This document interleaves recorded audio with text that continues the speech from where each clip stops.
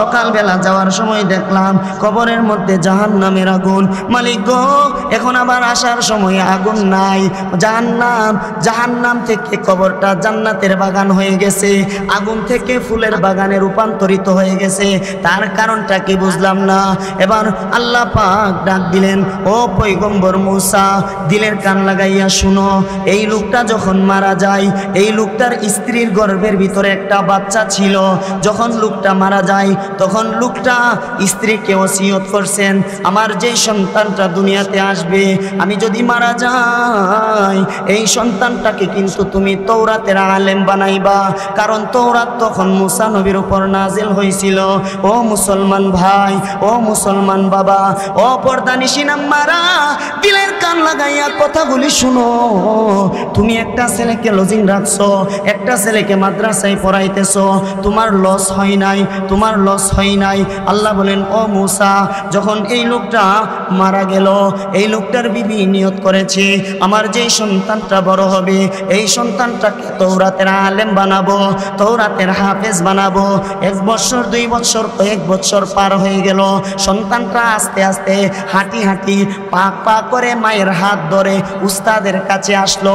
মা সন্তানটাকে উস্তাদের কাছে নিয়ে আসলেন। তৎকালীন জামানায় তাওরাতের বড় পণ্ডিত, তাওরাতের বড় আলেমের কাছে নিয়ে আসলেন। আসার পরে বললেন, হুজুর, ও হুজুর, আমার স্বামী সন্তানটাকে গর্ভে রেখে ইন্তেকাল করেন। হুজুর গো,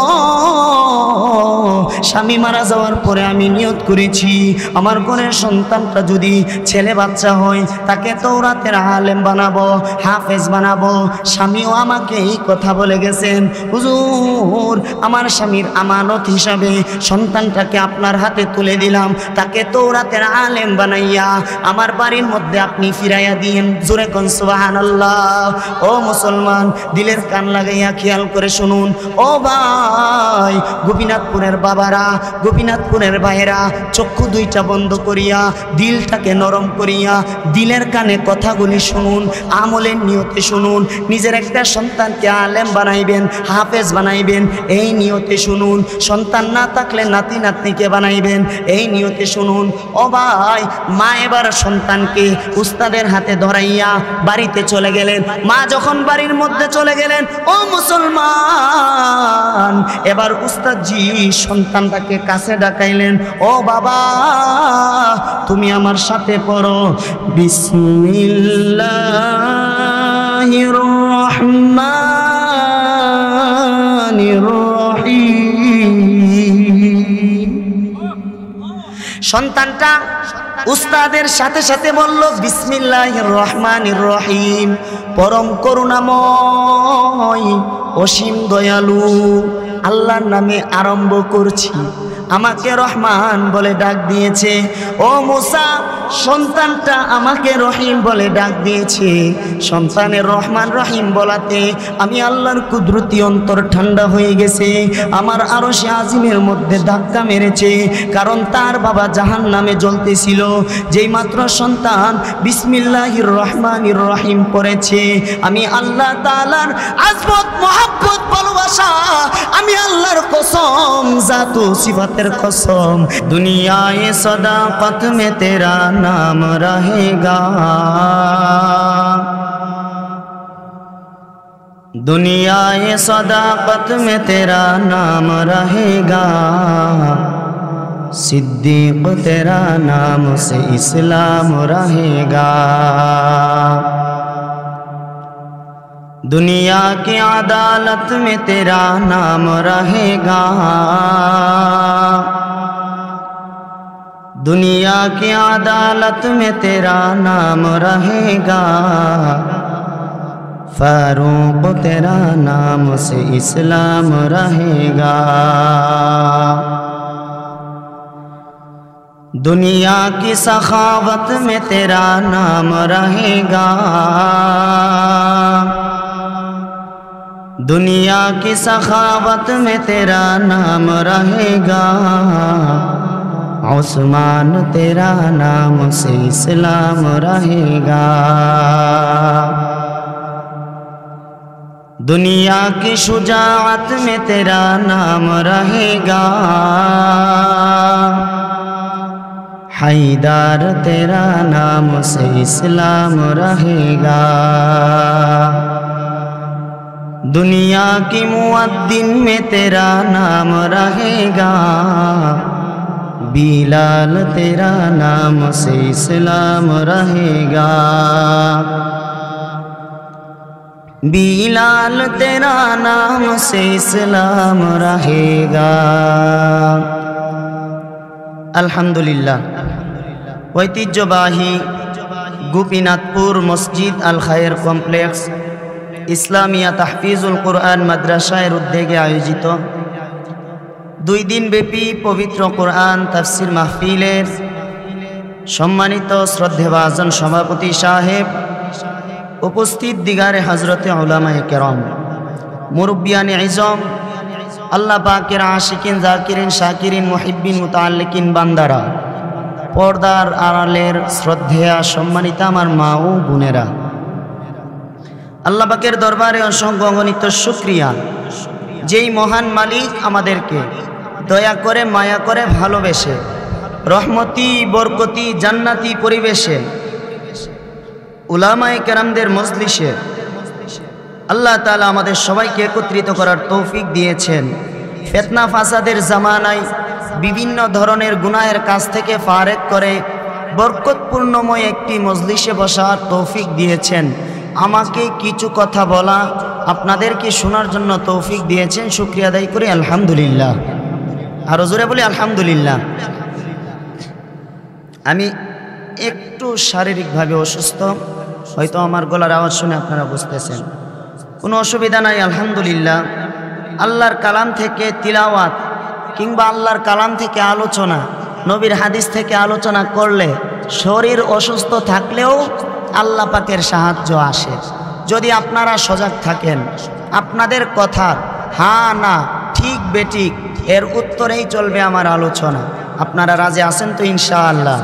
আল্লাহ তাআলা শেষ পর্যন্ত আমাদের সকলকে ধৈর্য ধরে বয়ান শোনার তৌফিক দান করুক, সকলে বলি আমিন। মুহতারাম হাজিরিন, যেহেতু এইটা মাদ্রাসার মাহফিল, এই মাদ্রাসার মাহফিল কুরআনের মাহফিল, মাদ্রাসার মাহফিল জান্নাতের মাহফিল, সুবহানাল্লাহ। জান্নাতের বাগান এইটা রাসূলের হাদিস অনুযায়ী। তো এবার আসুন, যেহেতু কুরআনের মাহফিল, মাদ্রাসার মাহফিল, হেফজখানার মাহফিল, এইখানে আগামীকাল অনেক হাফেজ সাহেব যারা এই মাদ্রাসায় পড়ে হেফজ শেষ করেছেন, তাদের মাথায় পাগড়ি দিবে উস্তাদেরা, তারা সম্মানের একটি পাগড়ি গ্রহণ করবে। অনেকে এমন আছে আপনাদের গ্রামের কৃতি সন্তান, তারা দীর্ঘ 2, 3, 4, 5 বছর এখানে পড়ে পাগড়ি নিবে। তা কি আপনাদের জন্য আনন্দের বিষয় না? সবাই বলেন আনন্দের বিষয় না? তো আপনারা গতকাল দেখবেন, আগামীকাল দেখবেন ইনশাআল্লাহ। তো এবার আসুন, আমরা প্রথমে ভূমিকা স্বরূপ কয়েকটা কথা শুনে নেই, তারপরে মূল আলোচনায় যাব ইনশাআল্লাহ। আল্লাহ তাআলা দুনিয়ার জমিনে যত নবী রাসূলগণকে পাঠাইছেন, প্রত্যেক নবী রাসূলগণকে উম্মতের হিদায়াতের জন্য আল্লাহ পাঠাইছেন। সুবহানাল্লাহ বলি, উম্মতের হিদায়াত। কোন নবী রাসূলগণকে আল্লাহ তাআলা আসমানি গ্রন্থ, আসমানি সহিফা নাজিল করেছেন। তাফসীর ইবনে কাসিরের মধ্যে এসেছে, এই পর্যন্ত আল্লাহ তাআলা আসমানি গ্রন্থ, আসমানি কিতাব নবীদের উপর নাজিল করেছেন সর্বমোট 104টি। বলেন কয়টি? 104টি। এই 104টি এর মধ্যে 100টা কিতাব যেইগুলোকে তাফসীরের ভাষায় বলা হয় ছোট কিতাব বা আসমানি সহিফা, আর বাকি 4টি কিতাব যেইগুলোকে বলা হয় বড় কিতাব, যেইগুলো প্রসিদ্ধ নবী রাসূলগণের উপর আল্লাহ নাজিল করেছেন। দিলের কান লাগাইয়া খেয়াল করুন, কথাগুলো বুঝবেন। মুসলমান ভাইরা রে আমার, আল্লাহ তাআলা 100টা ছোট গ্রন্থ, আসমানি গ্রন্থ নাজিল করেছেন, যেইগুলোকে বলা হয় আসমানি সহিফা। আল্লাহ তাআলা সর্বপ্রথম আদম আলাইহিস সালাতু ওয়াস সালামের উপর আসমানি গ্রন্থ 10টি নাজিল করেছেন। আদম নবীর পরে শীষ নবীর উপর আল্লাহ তাআলা আসমানি গ্রন্থ ছোট কিতাব 50টি নাজেল করেছেন। শীষ নবীর পরে হযরতে ইদ্রিস নবীর উপর আল্লাহ তাআলা আসমানি ছোট কিতাব বা সহিফা 30টি নাজেল করেছেন। ইদ্রিস পয়গম্বরের পরে ইব্রাহিম নবীর উপর আল্লাহ তাআলা আবার আসমানি 10টি কিতাব নাজেল করেছেন। তাহলে প্রথমে 10, পরে 50, 60, পরে 30, 90, পরে 10, 100। এই 100টা কিতাবকে তাফসীরের ভাষায় বলা হয় ছোট কিতাব বা আসমানি সহিফা। সুবহানাল্লাহ। আর 4টি কিতাব এমন কিতাব যেই কিতাবগুলোকে আল্লাহ তাআলা দুনিয়াতে পাঠাইছেন 4 জন প্রসিদ্ধ নবী রাসূলগণের উপর। যেমন আল্লাহ তাআলা তৌরাত নাজিল করেছেন মুসা নবীর উপর, জাবুর নাজিল করেছেন দাউদ নবীর উপর, ইনজিল নাজিল করেছেন ঈসা নবীর উপর, কালামে মাজিদ কুরআন শরীফকে নাজিল করেছেন জনাবে মুহাম্মদুর রাসূলুল্লাহর উপর। মুহাম্মদ সাল্লাল্লাহু আলাইহি ওয়াসাল্লামের উপর আল্লাহ কালাম নাজিল করেছেন। এখন আমাদের জানার বিষয় কি? এই আলোচনা যে করলাম প্রাসঙ্গিক জানার বিষয় কি? হ্যাঁ, জানার একটা বিষয় আছে। সুবহানাল্লাহ বলার জন্য প্রস্তুত থাকেন, আছেন তো ইনশাআল্লাহ? জানার বিষয় হলো প্রথমে কয়টা ছোট কিতাব? মোট 100টা। কয়টা? 100টা। পরে বড় কিতাব 4টা। মোট কয়টা হয়েছে? 104টা। এই 104টা এর মধ্যে একটা বাদ দিলে কয়টা থাকে? 103টা। হ্যাঁ, এই 103টা কিতাবকে বলা হয় কিতাবুল্লাহ, আল্লাহর কিতাব, যেইগুলোকে আল্লাহ তাআলা কিতাব আকারে বানাইয়া, বান্ডিল আকারে বানাইয়া নবী রাসূলগণের উপর নাজিল করেছেন। কিন্তু একটা কিতাবকে কিতাবুল্লাহ বলা হয় না, একটা কিতাবকে বলা হয় কালামুল্লাহ। কালামুল্লাহ অর্থ হলো আল্লাহর কথা। কুরআনে মাজিদ এমন এক কিতাব যেটাকে কিতাবুল্লাহ বলা হয় না, যেটাকে বলা হয় কালামুল্লাহ, মানে আল্লাহর কথা। জোরে কোন সুবহানাল্লাহ। মুসলমান ভাই, এবার আমাদের আলোচনা। আল্লাহর রাসূল সাল্লাল্লাহু আলাইহি ওয়াসাল্লাম বলেন, ও মায়ের উম্মত, তোমাদের মধ্যে কেউ যদি সরাসরি আল্লাহর সাথে কথা বলতে চায়, সে যেন আল্লাহর কোরআন খুলে আল্লাহর কোরআন পড়ে। যেই ব্যক্তি আল্লাহর কোরআন খুলে আল্লাহর কোরআন পড়বে, সে যেন সরাসরি আল্লাহর সাথে কথা বলেছে। কোরআন পড়লে লাভ না লস? কোরআন পড়লে কার সাথে কথা হয়? জোরে বলেন, কার সাথে? আল্লাহর সাথে। এবার আসেন, আমি আপনাদের সামনে কুরআনুল কারীমের 2 নম্বর সূরা, সবচাইতে বড় সূরা, বৃহত্তম সূরা, সূরা বাকারার শুরুর দিকে পড়েছি, যেটা আপনারা সবাই মুখস্থ পারেন। আল্লাহ বলেন, আলিফ লাম মিম।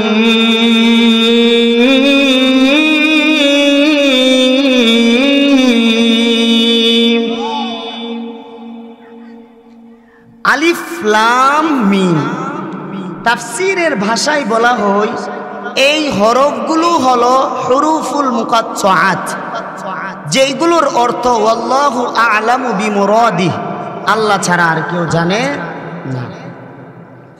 যেহেতু আল্লাহ ছাড়া এগুলোর অর্থ কেউ জানে না, আমাদেরও বিস্তারিত আলোচনার প্রয়োজন নাই। পরের আয়াতে আল্লাহ বলেন, যালিকাল কিতাবু লা রাইবা ফীহি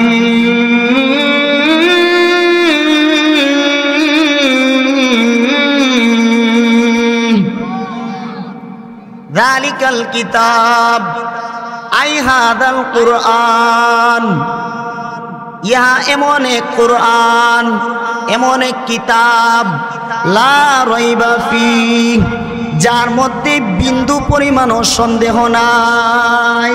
সুবহানাল্লাহ।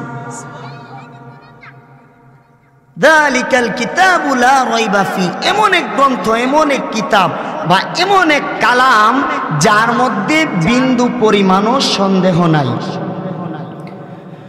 হুদাল লিল মুত্তাকিন।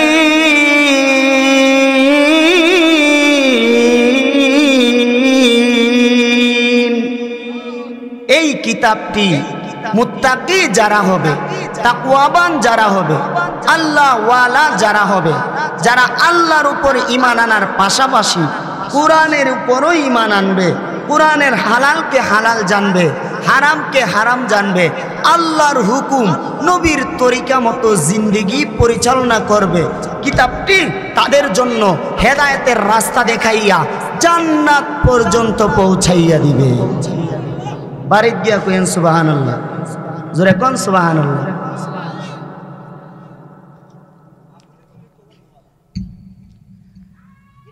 আমার আলোচনার একটা ঢং হলো বা অভ্যাস হলো, আপনারা কথা বললে আল্লাহর পক্ষ থেকে সাহায্য আসবে, আমিও কথা বলতে পারবো। বাকি আপনারা কথা না বললে হয়তো আমার একটু কষ্ট হবে, তো আপনারা কথা বলবেন না ইনশাআল্লাহ। এবার আসেন, আমরা এখানে যারা আছি সবাই ছাত্র, বলেন সবাই কি ছাত্র। আমাদের উস্তাদ কোরআন, আমাদের উস্তাদ কে? কোরআন। যেহেতু কোরআনের মাহফিল, মাদ্রাসার মাহফিল, এবার আমরা সবাই ছাত্র সেজে কোরআনকে কিছু প্রশ্ন করব, দেখি কোরআন থেকে প্রশ্নগুলির জবাব আসে কি আসে না। এক নাম্বার, ও কোরআন, সারা জীবন তোমারে ডাকছি কোরআন শরীফ, কোরআন শরীফ। শরীফুন শব্দের অর্থ হলো ভদ্র, ভদ্র কোরআন, নম্র কোরআন। বলো তোমার নাম কি? কোরআন। বলো বলো বলো বলো তোমার নাম কি? কোরআন বলে, ও দুনিয়ার মানুষ, আমি কোরআনের মধ্যে তাকাও, তাকাইলাম, বাল হুয়া কুরআনুম মাজিদ।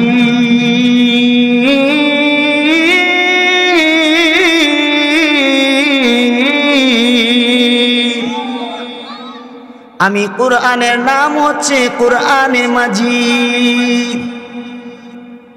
কোরআন, তোমার নাম কোরআনে মাজিদ, বুঝলাম। বলো বলো বলো বলো তোমার বাড়ি কোথায়? মাগরিবের পরে আমার ভাই মুফতি ইউসুফ সাহেব এই ব্যাপারে আলোচনা করেছেন। কোরআন বলে, দুনিয়ার মানুষ, আমার বাড়ি কোথায় যদি জানতে চাও, এর পরের আয়াতে তাকাও। তাকাইলাম, ফি লাউহিম মাহফুজ। আমি কোরআনের বাড়ি হচ্ছে লৌহে মাহফুজে, লৌহে মাহফুজে আমার বাড়ি। এবার আমাদের প্রশ্ন, যেহেতু আমরা ছাত্র, কোরআন আমাদের উস্তাদ, উস্তাদকে প্রশ্ন করব ছাত্ররা, উস্তাদ তার থেকে উত্তর দিবে। লৌহে মাহফুজে তোমার বাড়ি, লৌহে মাহফুজটা কোথায়? কেননা কোরআনের আরেক আয়াতে আল্লাহ বলেন, ইন্না নাহনু নাযালনাদ যিকরা ওয়া ইন্না লাহু লাহাফিজুন। আমি আল্লাহ তাআলা কুরআনুল কারীমকে নাযিল করেছি তোমাদের নসিহতের জন্য, উপদেশের জন্য, যেন তোমরা কোরআন থেকে উপদেশ গ্রহণ করতে পারো। ওয়া ইন্না লাহু লাহাফিজুন, এবং এই কোরআনের সংরক্ষক স্বয়ং আমি আল্লাহ। সুবহানাল্লাহ। লৌহে মাহফুজে আমি আল্লাহ এই কোরআনকে সংরক্ষণ করে রাখব। এবার লৌহে মাহফুজটা কোথায়? তাফসীরের কিতাবে লিখেন, হযরত মিকাইল আলাইহিস সালাতু ওয়াস সালাম, উনার দুই চোখের মধ্যখান কপালে এই লৌহে মাহফুজ অবস্থিত। সুবহানাল্লাহ। আশ্চর্যের বিষয়, এই লৌহে মাহফুজে আমার আপনার সবার পৃথিবীর শুরু থেকে নিয়ে কিয়ামত পর্যন্ত, পৃথিবীর শুরু থেকে নিয়ে কিয়ামত পর্যন্ত যত মানুষ আগে এসেছে, বর্তমানে আছে, সামনে আসবে, প্রত্যেকের তকদির এই লৌহে মাহফুজেই লেখা হয়। সুবহানাল্লাহ। কিন্তু আশ্চর্যের বিষয়, এই লৌহে মাহফুজকে দেখার ক্ষমতা হযরতে মিকাইলের নাই। সুবহানাল্লাহ। মুসলমান ভাইরারে আমার, দিলের কান লাগাইয়া খেয়াল করে শুনুন। এবার আমরা বললাম কুরআন, তোমার নাম জানলাম, তোমার বাড়ি জানলাম, বলো না কুরআন তোমাকে কে দুনিয়ার জমিনে নাজিল করেছেন, কে তোমাকে দুনিয়াতে পাঠাইছেন? কুরআন বলে, ও দুনিয়ার মানুষ, আমাকে পাঠানোর আরেকটা আয়াত শুনে নাও। শুনে নিলাম, বলো বলো। কুরআন তখন বলে, মনোযোগ দিয়ে শোনো, ওয়া ইন্নাহু লাতানজিলু রাব্বিল আলামিন।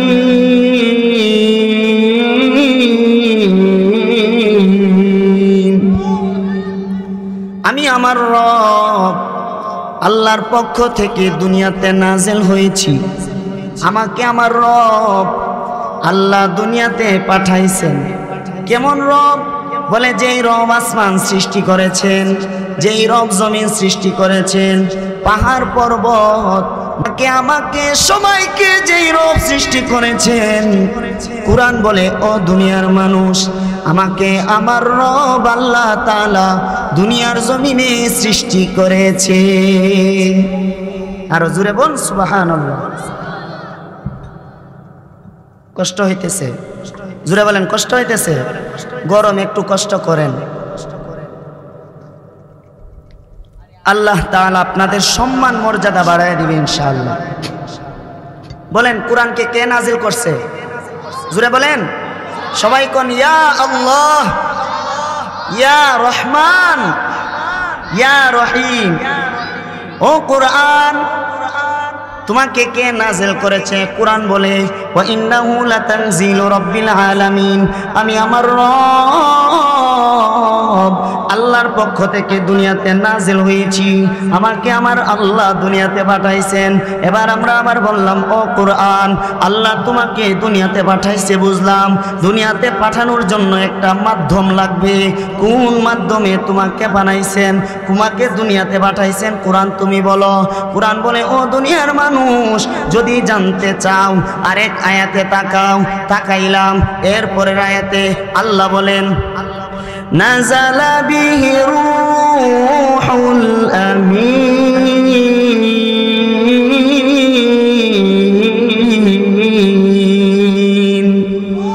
আমাকে আমার রব আল্লাহ তাআলা দুনিয়াতে পাঠাইছেন।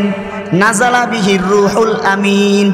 রূহুল আমিন আই জিবরিল।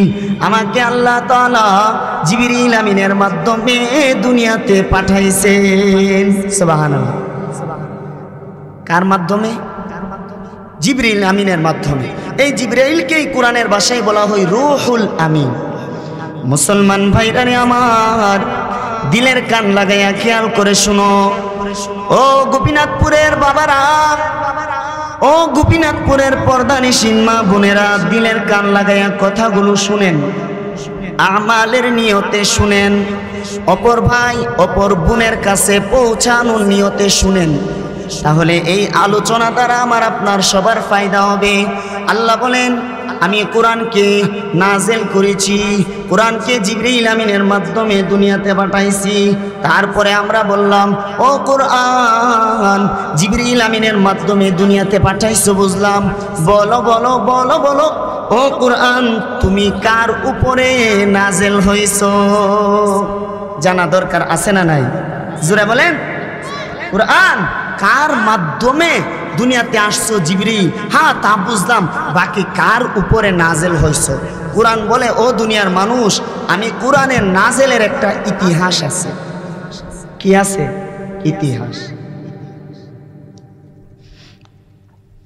মুসলমান ভাইরানে আমার, কোরআন বলে একটা আয়াতে তাকাও। তাকাইলাম, ইন্না আরাদনাল আমানাতা আলাস সামাওয়াতি ওয়াল আরদি ওয়াল জিবাল ফাবাইনা আন ইয়াহমিলনাহা ওয়া আশফাকনা মিনহা ওয়া হামালাহাল ইনসান। কুরআন বলে, ও দুনিয়ার মানুষ, ইন্না আরদুনাল আমানাতা আলাস সামাওয়াতি ওয়াল আরদি ওয়াল জিবাল, আমাকে আল্লাহ তাআলা সর্বপ্রথম আসমানের উপর আমানত স্বরূপ দিতে চাইছিল।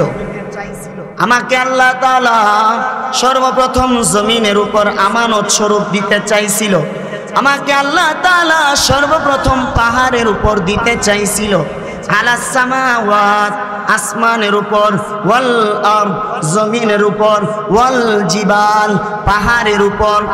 ফাআবাইনা ইয়াহমিলনাহা, আসমান জমিন পাহাড় আমার ওজন বহন করতে অস্বীকার করলো, আমার ওজন তারা বহন করে নাই। ওয়া হামালাল ইনসান,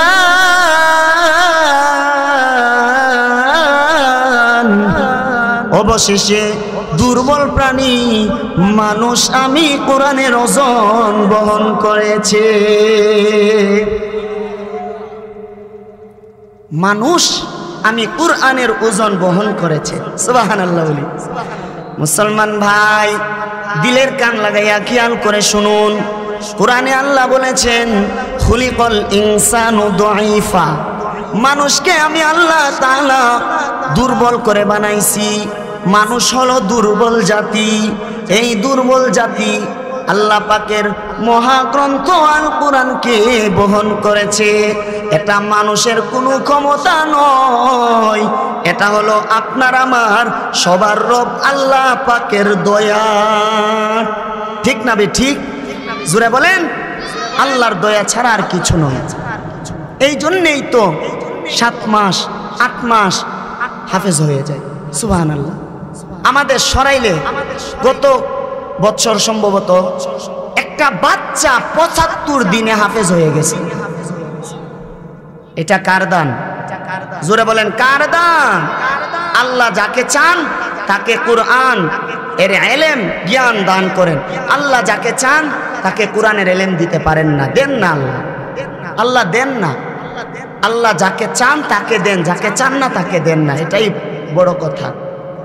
মাদ্রাসার মধ্যে ক্লাসে 50 জন থাকলে হাফেজ হয় কয়েকজন, বাকিরা বলে বাকিদেরকে আল্লাহ দেন নাই। কেন দেন নাই? তার সবচেয়ে বড় কারণ হইল, যেই সিনার মধ্যে গুনাহ থাকবে, গুনাহ, সেই সিনার মধ্যে আল্লাহর কোরআন ঢুকবে না। কারণ কোরআন হলো নূর, আলো, আর গুনাহ হলো অন্ধকার। কখনো আলো আর অন্ধকার এক হইতে পারে না। হয়তো আলোতে আসো, নয়তো অন্ধকারে যাও। ঠিক না বেঠি? এই জন্য যারা গুনাহগার, ছাত্র জীবনেও গুনাহ করে, মোবাইলের মাধ্যমে বিভিন্ন খারাপ কাজে লিপ্ত, তাদের সিনাতে আল্লাহ ইলম দেন না, দেন না, দেন না। ঠিক না বেঠি? মুসলমান ভাই, এবার আমাদের আরেকটা প্রশ্ন। ও কোরআন, তোমাকে আল্লাহ তাআলা দুনিয়াতে নাযিল করেছেন মানুষের উপর। তোমাকে মানুষের মধ্য থেকে কার উপর সর্বপ্রথম তুমি নাযিল হইছ? কোরআন বলে, ও দুনিয়ার মানুষ, মানুষের মধ্য থেকে সর্বপ্রথম নুজ্জিলা আলা মুহাম্মদ, মুহাম্মদ সাল্লাল্লাহু আলাইহি ওয়াসাল্লামের উপর আমি নাযিল হইছি। সুবহানাল্লাহ। কার উপর? মুহাম্মদ সাল্লাল্লাহু আলাইহি সাল্লামের উপর। কার উপর? মুহাম্মদ সাল্লাল্লাহু আলাইহি ওয়াসাল্লামের উপর। এবার আসেন, ও কোরআন, মুহাম্মদ সাল্লাল্লাহু আলাইহি ওয়াসাল্লামের উপর নাযিল হইছো, তুমি কি সহজ রূপে নাযিল হইছো নাকি কঠিন রূপে নাযিল হইছো? কোরআন বলে, ও দুনিয়ার মানুষ, আমার আরেক আয়াতে তাকাও। তাকাইলাম, ওয়ালাকাদ ইয়াসসারনাল কুরআন,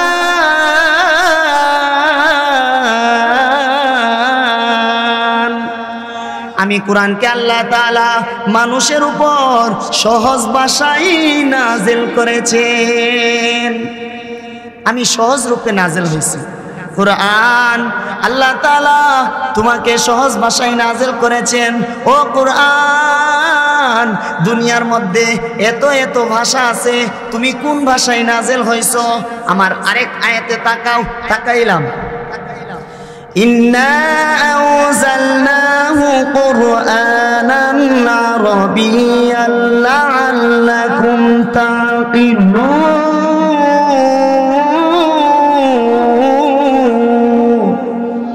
আরো জোরে বলেন আল্লাহু আকবার। ইন্না আনজালনাহু কুরআনান আরাবিয়্যা, আমাকে আল্লাহ তাআলা আরবি ভাষায় নাযিল করেছেন। লাআল্লাকুম তাআকিলুন, ও দুনিয়ার মানুষ যেন তোমরা এই আরবি ভাষা বুঝতে পারো। সুবহানাল্লাহ। আরবি ভাষায় আল্লাহ আমাকে নাযিল করেছেন যেন তোমরা আরবি ভাষাটা বুঝতে পারো। এবার আমাদের খোলা মনে আরেকটা প্রশ্ন,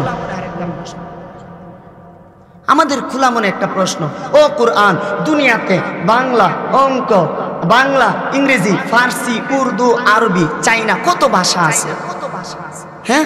তোমাকে আল্লাহ আরবি ভাষায় কেন নাযিল করছেন? কুরআন বলে, ও দুনিয়ার মানুষ, আরবি ভাষায় আল্লাহ আমাকে এই জন্য নাযিল করছেন। জানতে হলে তাফসিরে তাকাও। তাকাইলাম, তাফসিরের মধ্যে বলেন আরবি ভাষায় কুরআন নাযিল হয়েছে 3 কারণে। বলেন কয় কারণ? জোরে বলেন কয় কারণ? 3 কারণে। 1 নাম্বার, কুরআন বলেন আমার রব আল্লাহর ভাষা আরবি ভাষা। 2 নাম্বার, জান্নাতীদের ভাষা হবে আরবি ভাষা। 3 নাম্বার, কুরআন যেই সময় মক্কায় অবতরণ হয়, কুরাইশ বংশে অবতরণ হয়, কুরাইশ বংশের নবী মুহাম্মদের ভাষা। জোরে বলেন, বর্তমানে মক্কার ভাষা নাকি ইংরেজি নাকি বাংলা? মক্কার ভাষা আরবি ভাষা, কুরাইশদের ভাষা আরবি ভাষা, মুহাম্মদ আরবির ভাষা আরবি ভাষা। এই 3 কারণে আল্লাহ তাআলা আমাকে আরবি ভাষায় নাযিল করেছেন। আল্লাহর ভাষা আরবি, জান্নাতীদের ভাষা আরবি, আমার নবীর ভাষা আরবি। ওই কারণ আর বলবেন আপনারা? আর বলেন না। ও কুরআন, আরবি ভাষায় নাযিল হইছে বুঝলাম, কি জন্য নাযিল হইছে? কুরআন আল্লাহ তাআলা তোমাকে কেন নাযিল করেছেন যদি একটু বলতা। মুসলমান ভাইরারে আমার, দিলের কান লাগাইয়া খেয়াল করে শুনুন। কুরআন বলে, ও দুনিয়ার মানুষ, আমাকে আল্লাহ তাআলা এই জন্য দুনিয়াতে নাযিল করেছেন, একটাই উদ্দেশ্য। সেটা কি? হুদাল লিন্নাস,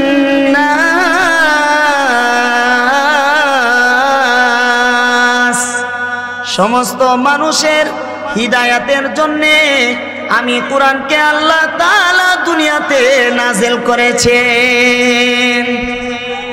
সমস্ত মানুষের কুরআন, মুসলমানদের এই কুরআনকে যদি কোনো হিন্দু পড়ে, কুরআনের উপর ঈমান আনে, কুরআনের রব যিনি আল্লাহর উপর ঈমান আনে, কুরআন যার উপর নাযিল হয়েছে মুহাম্মদ, ওনার উপর যদি ঈমান আনে, আল্লাহর রাসূল বলেন এই কুরআন এই ব্যক্তিকে জান্নাতে পৌঁছাইয়া দিবে। আল্লাহ বলেন আমি কুরআনকে এই জন্য নাযিল করেছি, এই কুরআন তোমাদের প্রত্যেকের হেদায়েতের আলো, হেদায়েতের বাতি। জুড়ে কোন সুবহানাল্লাহ। ও কুরআন, আল্লাহ তোমাকে আরবি ভাষায় নাযিল করেছেন, মানুষের হেদায়েতের জন্য নাযিল করেছে বুঝলাম। কুরআন সত্যি করে বলো, তুমি কোন মাসে নাযিল হইছো? কুরআন বলে, ও দুনিয়ার মানুষ, আরবি 12 মাসের মধ্যে শ্রেষ্ঠ মাস রমজান। শ্রেষ্ঠ মাস কি? রমজানুল মুবারক আরবি 12 মাসের মধ্যে শ্রেষ্ঠ মাস। এই রমজানুল মুবারককে আল্লাহ আমাকে নাযিল করেছেন। দলিল কি? শাহরু রমাদানাল্লাযী উনজিলা ফীহিল কুরআন,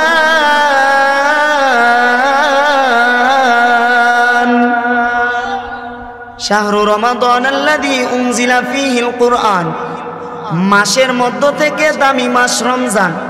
এই রমজান মাসে আল্লাহ তাআলা আমি কুরআনকে নাযিল করেছেন। সুবহানাল্লাহ বলি।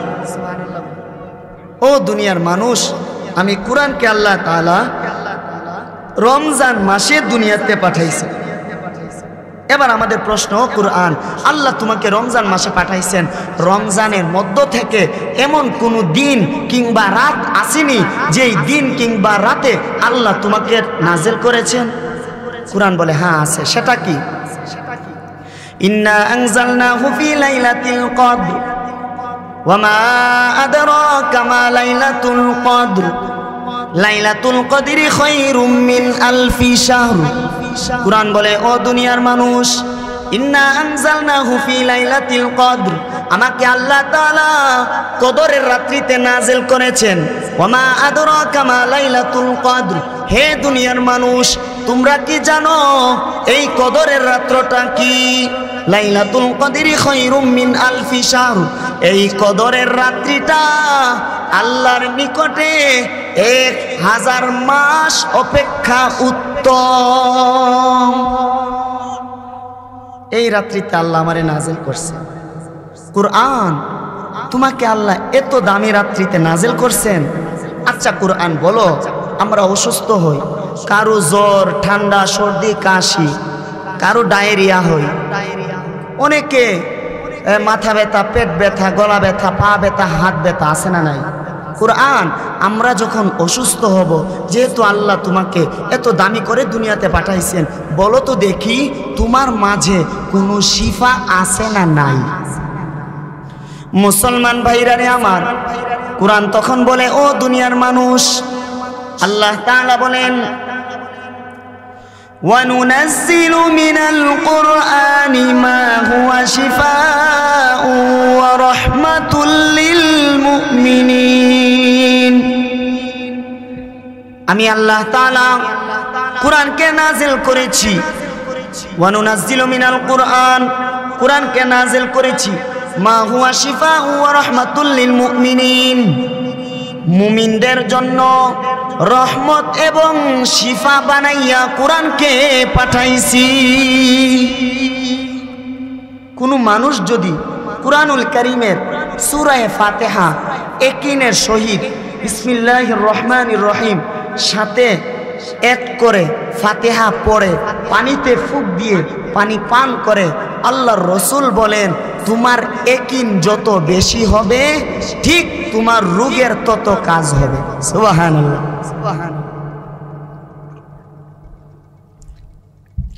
এই জন্যই বড় বড় আলেমদের কাছে আপনারা নিয়ে যান, বেশি কিছু পড়া লাগে না, শুধুমাত্র আলহামদুলিল্লাহ পয়রা ফু দিয়া দেয়। অনেক সময় আমাদের কাছে অনেক বাচ্চাদেরকে নিয়ে আসে, আল্লাহর কোরআনের সূরা ফাতিহা পড়ে ফু দেয়। আল্লাহ তাআলা এই ফুয়ের মাধ্যমে আল্লাহর কোরআনের উসিলাই বাচ্চাটাকে শিফা দান করেন। এমন আছে না নাই? আছে না নাই? আছে। ও কুরআন, এত সম্মানী কিতাব তুমি, এত দামি কিতাব তুমি। আচ্ছা কুরআন বলো তো দেখি তোমার এই সম্মানটা আমরা বুঝবো কিভাবে? তুমি যে সম্মানী কিতাব, তোমাকে কিভাবে সম্মান করব? কুরআন বলে ও দুনিয়ার মানুষ, আমাকে সম্মান কিভাবে করবা যদি জানতে চাও, সূরা ওয়াকিয়ার একটা আয়াত আছে, এই আয়াতের মধ্যে তাকাও। তাকাইলাম, লা ইয়ামাসসুহু ইল্লাল মুতাহহারুন,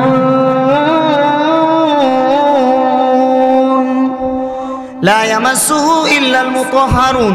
আমি কুরআনের এমন সম্মান, আমি কুরআনের এত ইজ্জত, আমি কুরআনকে যে কেউ ধরতে চাই অপবিত্র অবস্থায় আমি কুরআনকে স্পর্শ করা যাবে না। সুবহানাল্লাহ। আমি কুরআনকে ধরতে গেলে ওযু লাগবে, ওযু, ওযু ছাড়া ধরা যায় না। কয়েকটা কথা কুরআন থেকে জানলাম, এবার আসুন সরাসরি নবীর হাদিস থেকে কি বলে। আল্লাহর রাসূল বলেন, قال رسول الله صلى الله عليه وسلم من قرأ القرآن فاستظهره فأحل حلاله وحرم حرامه فأدخله الله به الجنة। আমার মুসলমান ভাই, আল্লাহর নবী বলেন আমার যে কোনো উম্মত কুরআন পড়বে, কুরআন পড়বে, মান করা আল কুরআন, কুরআন পড়বে, ফাস্তাজহারাহু, কুরআনকে বুকে সংরক্ষণ করবে, কুরআনকে ইয়াদ করবে, কুরআনকে হেফজ করবে, ফাআহাল্লা হালালাহু, কুরআনের হালালকে হালাল জানবে, ওয়া হাররামা হারামাহু, কুরআনের হারামকে হারাম জানবে, ফাআদখালাহুল্লাহুল জান্নাহ, আল্লাহ পাক তাকে অবশ্যই জান্নাতে প্রবেশ করাইবেন। শুধু জান্নাতে প্রবেশ করাবে তা নয়, আল্লাহর রাসূল বলেন ওয়া শাফাআহু, আল্লাহ তাআলা তাকে সুপারিশের ক্ষমতা দিবে। ওয়া শাফাআহু ফি আশারাতিন মিন আহলি বাইতি, সে তার অধীনস্থ ফ্যামিলি পরিবারের মধ্য থেকে কমপক্ষে 10 জনকে সুপারিশের সুযোগ পাবে। কেমন 10 জন? কুল্লুহুম কদ ওয়াজাবাত লাহুন নার, বলে যেই 10 জনের উপর জাহান্নাম ওয়াজিব হয়ে গেছে এমন 10 জন মানুষকে টান দিয়ে বের করে কোরআনের হাফেজ জান্নাতে পৌঁছাইয়া দিবে। শর্ত হলো কোরআনের হালালকে হালাল জানা, কোরআনের হারামকে হারাম জানা, কোরআন অনুযায়ী আমল করা এবং কোরআন পড়া, কোরআনকে সংরক্ষণ করা। তাহলে আশা করা যায় আল্লাহ পাক এই কোরআনের হাফেজকে জান্নাতও দিবেন, সাথে 10 জন মানুষকে আল্লাহ তাআলা জাহান্নামীদেরকে টান দিয়ে বের করে কোরআনওয়ালার সুপারিশে আল্লাহ জান্নাত দান করবেন। বলি সুবহানাল্লাহ। এবার আপনাদের সন্তান যারা এই মাদ্রাসায় পড়ে, গোপীনাথপুর মসজিদ আল খায়ের কমপ্লেক্স, আপনাদের সন্তান যারা পড়ে আপনারা বড় ভাগ্যবান। সুবহানাল্লাহ। তাফসীরের কিতাবের মধ্যে আসছে 10 জন মানুষকে আল্লাহ জান্নাত দিবেন। কোন 10 জনকে জান্নাত দিবেন? বলে 1 নাম্বার কোরআনের মা, 2 নাম্বার কোরআনওয়ালার বাবা, 1 নাম্বার কোরআনওয়ালার মা, 2 নাম্বার কোরআনওয়ালার বাবা, 3 নাম্বার কোরআনওয়ালার দাদা, 4 নাম্বার দাদি, 5 নাম্বার নানা, 6 নাম্বার নানি, 7 নাম্বার শ্বশুর, 8 নাম্বার শাশুড়ি, 9 number lodging master, 10 number lodging master নি। তাহলে যারা বাবা আছেন ভাগ্যবান, যারা দাদা আছেন ভাগ্যবান, যারা দাদি আছেন, নানি আছেন, মা বাবা আছেন ভাগ্যবান, যাদের মেয়ের জামাই কোরআনের হাফেজ আপনারা ভাগ্যবান, এবং যাদের ঘরে এই মাদ্রাসার একটা ছাত্র খাইতেছে আপনারাও ভাগ্যবান। সুবহানাল্লাহ বলি। শর্ত হলো আপনারা হালাল খাবার খেয়ে ছেলেটাকে মাদ্রাসায় খাবার দিবেন, নিজেরাও হালাল খাবার খাইবেন, সন্তানদেরকেও হালাল খাবার দিবেন। এই হালাল খাবার খাইয়া সে ইবাদতের মজা পাইবে, যে ইবাদতের মজা পাইবে সে হাফেজ হইবে। আর নিজে সুদ খান, ছেলেটারেও এই সুদের টাকাতে খাওয়াইছেন, ছেলেটার ভিতরে নাপাক ঢুকাইয়া দিছেন, যার ভিতরে নাপাক ঢুকবে সে হাফেজ হইতে পারবে না। তার জন্য দোষী আপনারা। ঠিক না বেটি? কথাটা তিতা হয়ে গেছে। বাস্তব না অবাস্তব? বাস্তব। সুদি লাগাই রাখছে, সুদির টাকা থেকে ছেলেরে খাওয়াইতেছে, আবার এই ছেলে হাফেজ হইব এই আশাও করে। এইটা ছেড়ে দেন। যে ছেলেটাকেই জাগির রাখবেন, নিয়তকে খালেজ করে ছেলেটাকে আপনি হালাল খাবার খাওয়াইবেন। বলেন ইনশাআল্লাহ। মুসলমান ভাই, ও ভাই, আল্লাহর একজন পয়গম্বর ছিলেন যিনি তুর পাহাড়ে দাঁড়াইয়া আল্লাহর সাথে কথা বলতো। নাম কি? জুড়ে বলেন। হযরতে মূসা আলাইহিস সালাতু ওয়াস সালাম। হযরতে মূসা তাফসীরে কাবীরের মধ্যে ইমাম ফখরুদ্দিন রাজি তিনি বলেন, হযরতে মূসা আলাইহিস সালাতু ওয়াস সালাম একদিন সফরে বের হইছেন, এক জায়গা থেকে অন্য জায়গা রওনা হইছেন। পয়গম্বর মূসা যাওয়ার পথে দেখলেন একটা গুরুস্থান। এই গুরুস্থানের মধ্যে একটা লোকের কবরের মধ্যে অনেক আযাব হইতেছে, অনেক আযাব হইতেছে। পয়গম্বর মূসা তিনি এই কবরের পাশ দিয়া হেঁটে হেঁটে যাচ্ছেন। এমন সময় পয়গম্বর মূসা মনে মনে ভাবতেছেন, না কেমন অপরাধী ছিল, কি অপরাধের কারণে তার কবরে জাহান্নামের আগুন জ্বলতেছে। মুসলমান ভাই, মূসা নবী কবরের কাছ থেকে কাজের উদ্দেশ্যে চলে গেলেন। উনার হাজত উনি পুরা করিয়া যখন আবার বিকাল বেলা আসতেছেন, যেই কবরে সকালে জাহান্নামের আগুন জ্বলতেছিল, এই কবরে জাহান্নামের আগুন নিভে জান্নাতের বাগান হয়ে গেছে। বাড়ি গিয়া ঘুমাইয়া সুবহানাল্লাহ বললেন। জোরে বলেন সুবহানাল্লাহ। সুবহানাল্লাহ বড় করে বলার জন্য রেডি হয়ে থাকেন। পয়গম্বর মূসা আলাইহিস সালাতু ওয়াস সালাম এবার বিকাল বেলা যখন ফিরে আসতেছেন, যখন দেখলেন কবরের মধ্যে আযাব নাই, সকালে আযাব চলতেছিল, এখন আযাব নাই। মুসা নবী সরাসরি আল্লাহকে ডাক দিলেন, কারণ তিনি ছিল কালিমুল্লাহ, তিনি সরাসরি আল্লাহর সাথে কথা বললেন। মুসা নবী ডাক দিছেন, ও আমার রব, ও আমার মালিক আল্লাহ, সকালবেলা যাওয়ার সময় দেখলাম কবরের মধ্যে জাহান্নামের আগুন। মালিক গো, এখন আবার আসার সময় আগুন নাই। জাহান্নাম থেকে কবরটা জান্নাতের বাগান হয়ে গেছে, আগুন থেকে ফুলের বাগানে রূপান্তরিত হয়ে গেছে। তার কারণটা কি বুঝলাম না। এবার আল্লাহ পাক ডাক দিলেন, ও পয়গম্বর মুসা, দিলের কান লাগাইয়া শুনো। এই লোকটা যখন মারা যায়, এই লোকটার স্ত্রীর গর্ভের ভিতরে একটা বাচ্চা ছিল। যখন লোকটা মারা যায়, তখন লোকটা স্ত্রীকে ওসিয়ত করছেন, আমার যে সন্তানটা দুনিয়াতে আসবে, আমি যদি মারা যাই, এই সন্তানটাকে কিন্তু তুমি তৌরাতের আলেম বানাইবা। কারণ তৌরাত তখন মুসা নবীর উপর নাজিল হয়েছিল। ও মুসলমান ভাই, ও মুসলমান বাবা, ও পর্দানিশিন আম্মারা, দিলের কান লাগাইয়া কথাগুলি শুনো।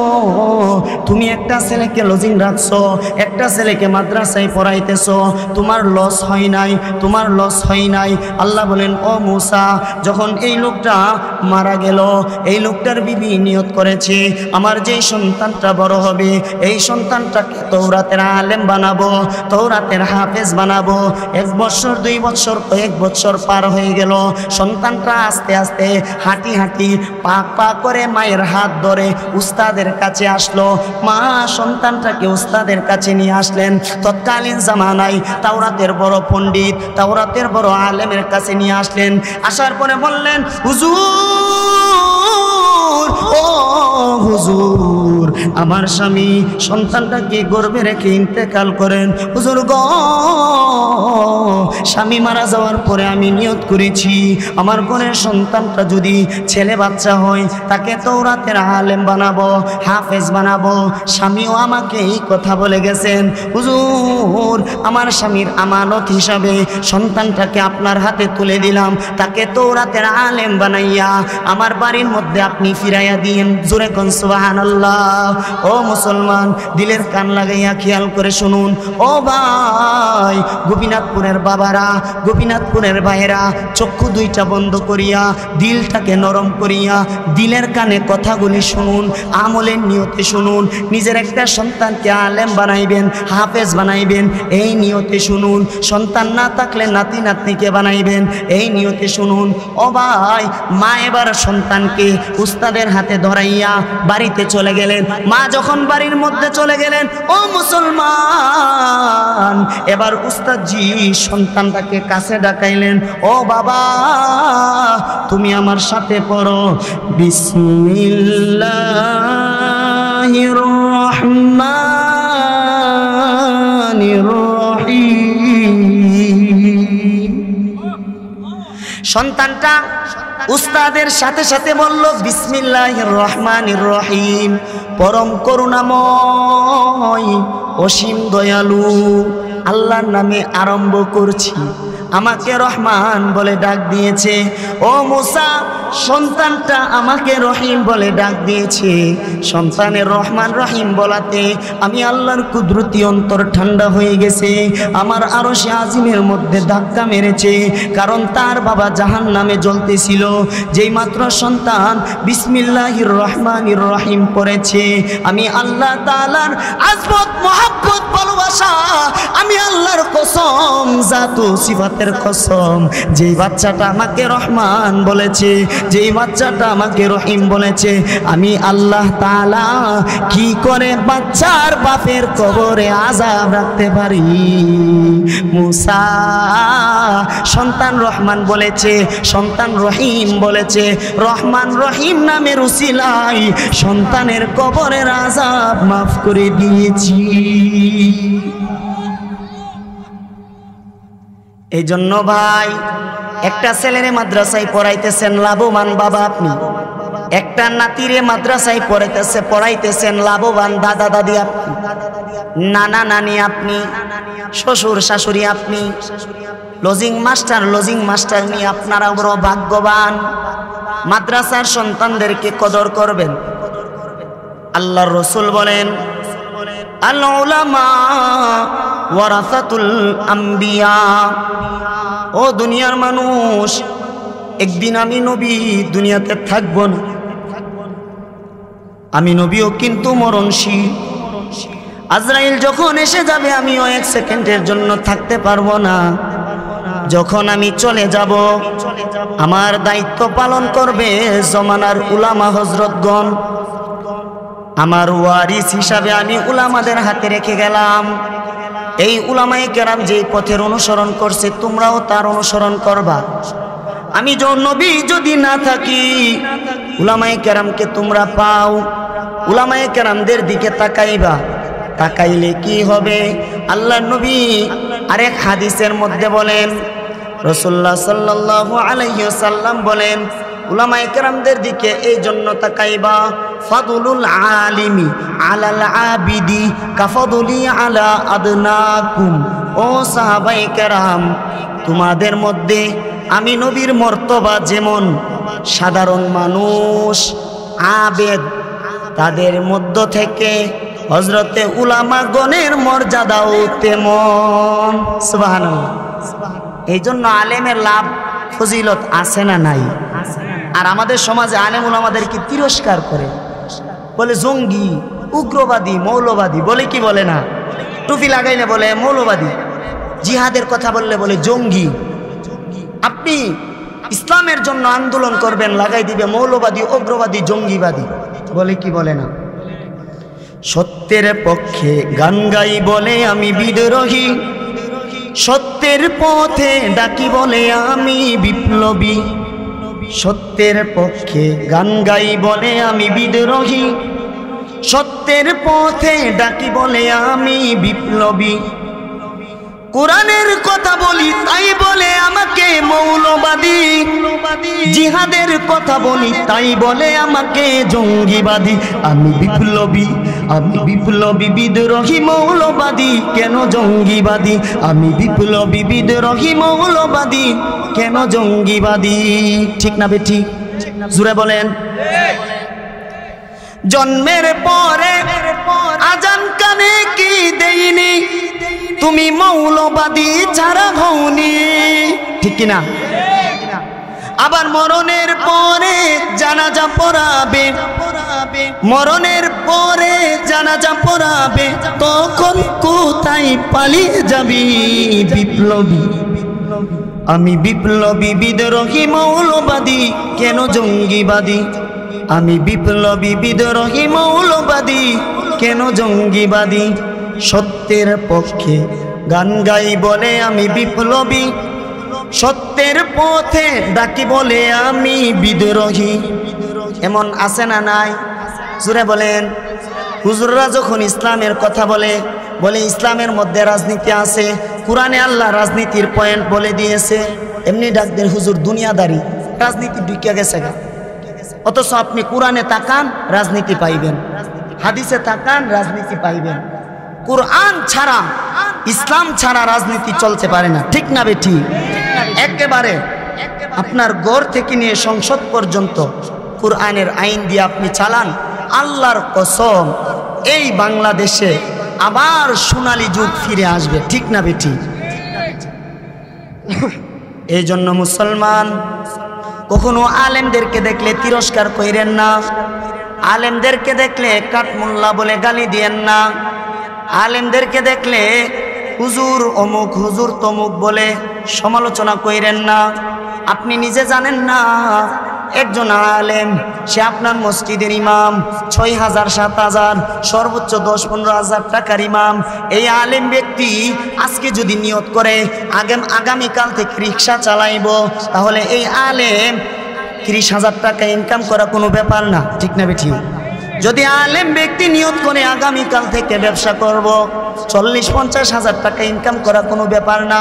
তোমার মসজিদে ৭,০০০ টাকা নিয়ে পড়ে আছে কেন? এই যে তুমি এমন একজন মানুষ, এশারের আজান দিলেও বলতে পারো না, ফজরের আজান দিলেও বলতে পারো না। কোনো সময় যখন আজান হবে না, তোমার ঘুম ভাঙবে না, তোমাকে ঘুম থেকে জাগ্রত করাইয়া ফজরের জামাতে দাঁড় করানোর জন্য একজন আলেম ৭,০০০ টাকা দিয়ে পয়রা থাকে, ঠিক না বেঠি?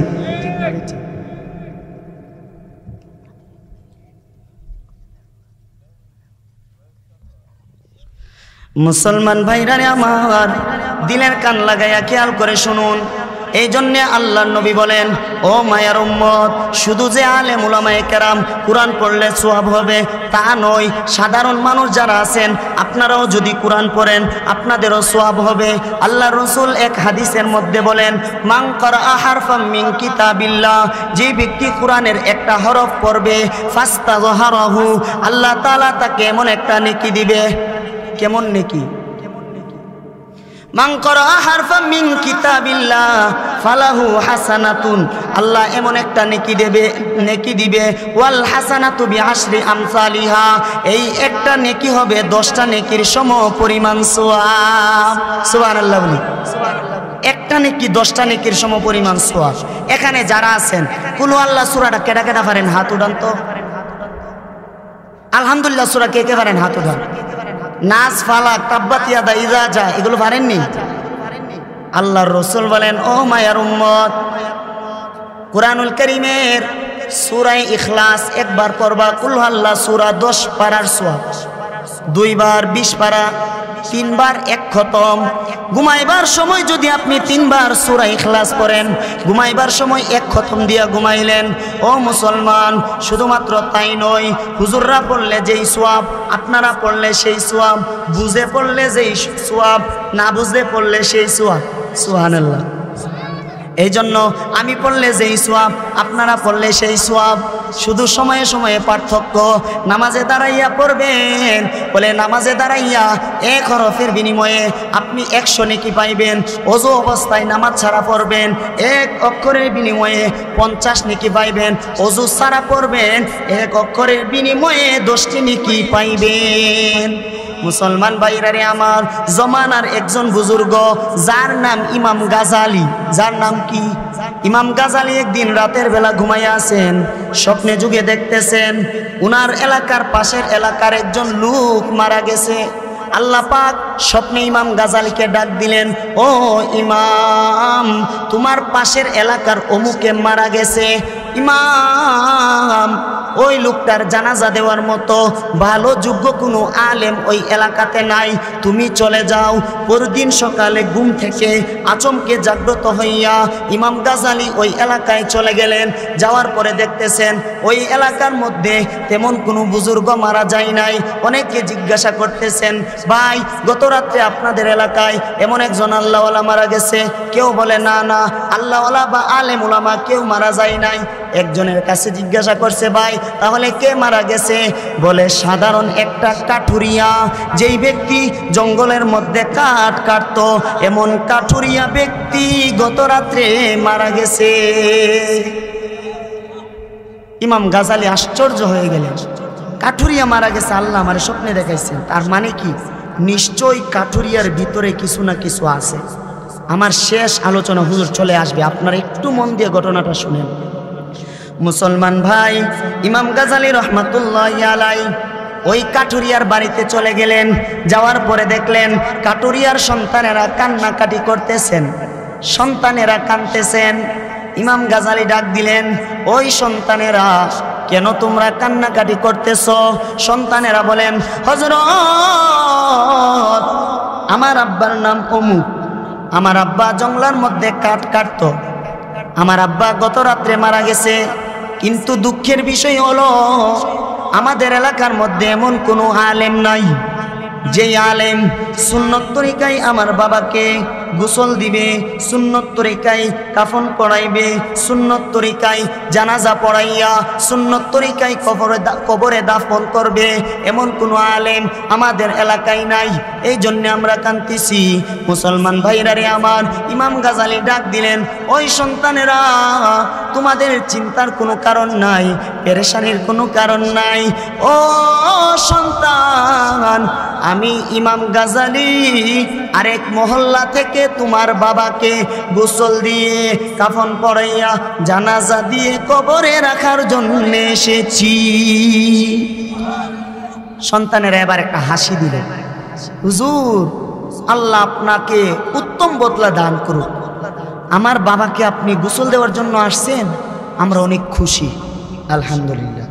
মুসলমান, দিলের কান লাগাইয়া খেয়াল করে শুনুন, ইমাম গাজালি রহমাতুল্লাহি আলাইহি ওই লোকটার মুর্দা লোকটাকে সুন্নত তরিকায় গোসল দিলেন, সুন্নত তরিকায় কাফন পরাইলেন, জানাজার নামাজ পড়াইয়া নিজ হাতে কবরে রাখলেন। কোথায় রাখলেন? কবরে। ও মুসলমান, ইমাম গাজালি যেই মাত্র লাশটাকে কবরে রাখছেন, সাথে সাথে উনি অনুভব করতেছেন কবর থেকে জান্নাতের মেশকের ঘ্রাণ আরম্ভ হইছে। ইমাম গাজালি আবার সন্তানদেরকে ডাক দিলেন, ও সন্তানেরা, নিশ্চয় তোমার বাবা কোনো সাধারণ মানুষ ছিল না। তোমার বাবা কি এমন আমল করত যেই আমলের কারণে তোমার বাবার কবর থেকে মেশকের ঘ্রাণ বের হয়েছে? নিশ্চয় কোনো আল্লাহর ওলি ছিল। সন্তানেরা বললেন, হুজুর, আমার বাবা কেমন আমল করত আমরা জানি না, তবে আমার মায়ের কাছে জিজ্ঞাসা করতে পারেন। এবার ইমাম গাজালি পর্দার আড়াল থেকে ওই লোকের বিবিকে ডাক দিলেন, অমুকের স্ত্রী, বলো বলো বলো বলো তোমার স্বামী কেমন আমল করত? মুসলমান ভাইরা রে আমার, অমুকের স্ত্রী পর্দার আড়াল থেকে বলতেছেন, ও জমানার ইমাম, ও ইমাম গাজালি, আমার স্বামী কোনো আলেম ছিল না, আমার স্বামী কোনো হাফেজে কোরআন ছিল না, ছোট সময় মাদ্রাসায়, ছোট সময় মক্তবে গিয়ে কোরআন পড়ে নাই, আমার স্বামী যদিও আলেম হতে পারে নাই, কিন্তু আল্লাহর কোরআনকে বড় মহাব্বত করত, আল্লাহর কোরআনের আলেমদেরকে বড় মহাব্বত করত, আল্লাহর কোরআনের হাফেজদেরকে বড় মহাব্বত করত। আমার স্বামী 5 ওয়াক্ত নামাজের পর ঘরে যখন আসতেন, আমার তাকিয়া থেকে কোরআন বের করে কোরআনকে চুমা খাইতেন, আমার ওই স্থান থেকে কোরআন বের করে কোরআন খুলে খুলে কাঁদতেন আর বলতেন, আল্লাহ, আমি কোরআন পড়তে পারি না, ও মালিক, আমি কোরআন পড়তে পারি না, হাদা কালামি রব্বি, হাদা কালামি রব্বি, আল্লাহ, আমি কোরআন পড়তে পারি না, কিন্তু আমি বিশ্বাস করি দুনিয়ার মানুষের কোরআন নয়, এটা আপনার কালাম। সুবহানাল্লাহ। ও ইমাম, আপনি দেখেন আমার স্বামী মারা গেছে, কিন্তু আমার কোরআনের ভিতরে পৃষ্ঠায় পৃষ্ঠায় আমার স্বামীর নাকের পানি আছে, চোখের পানি আছে, মুখ দিয়া বেবে পানি পড়ছে, এই পানি আমার কোরআনে আছে। ইমাম গাজালি বললেন, গুণ রে, আর বলতে হবে না, নিশ্চয়ই তোমার স্বামী একজন কোরআনের আশেক ছিল, কোরআন প্রেমিক ছিল, কোরআনের আলেমদের আশেক ছিল, হাফেজে কোরআনদের আশেক ছিল। এই জন্য আল্লাহ তাআলা তোমাকে কোরআনের উসিলা করিয়া তোমার স্বামীকে বেলায়াতের স্থানে ওলিদের কাতারে নাম লেখাইয়া দুনিয়াতে ওলি বানাইয়া কবরে নিয়েছে। নারায়ে তাকবীর, নারায়ে তাকবীর। আল্লামা মুফতি আবুল কাশেম হাশিমি সাহেবের আগমন গোপীনাথপুরের পক্ষ থেকে নারে তাকবীর। আমাদের ইউনিয়নের হুজুর, যদিও হুজুর বাড়ি অন্য জায়গায়, বাকি আমাদের আইরুল গ্রামের হুজুর অনেক বছর যাবত আছেন, আপনারা জানেন। আলহামদুলিল্লাহ, হুজুর আমাদের এখানে যাওয়ার পরে